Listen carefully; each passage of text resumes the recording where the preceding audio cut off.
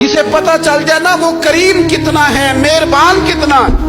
मुल्ला रूमी रहमतुल्लाह अलैह फरमाते हैं बहुत बड़ा मुजरिम था एक बंदा, बहुत बड़ा गुनाहगार था, बुत को पूजता था, थक गया सारी रात बुत के सामने खड़ा था, माज़अल्लाह या सनम या सनम या सनम कहते, थक गया, नींद आ गई, ऊंघ आ गई।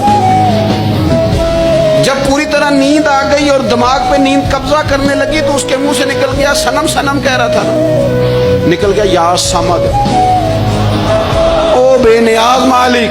रब करीम ने फरिश्तों से फरमाया दौड़ के जाओ, जो कहता है इसे दे दो।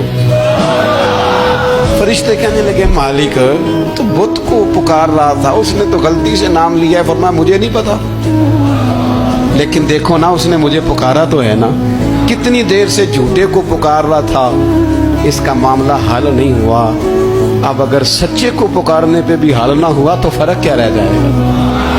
दे दो जो मांगता है, दे दो। मेरे दोस्त घर पता चल जाए वो करीम कितना है, वो मेहरबान कितना है। मेरे रसूल पाक अलैहिस्सलाम ने तो फरमाया तेरी आंख से अगर उसके खौफ से इतना आंसू भी निकल गया जितना मच्छर का पर होता है, तो जिस तरह भैंस के थनों से निकला हुआ दूध वापस थनों में नहीं ना जाता, जो इतना भी रोए ना रोए अल्लाह के खौफ से, वो बंदा दोज़ख में नहीं जाएगा।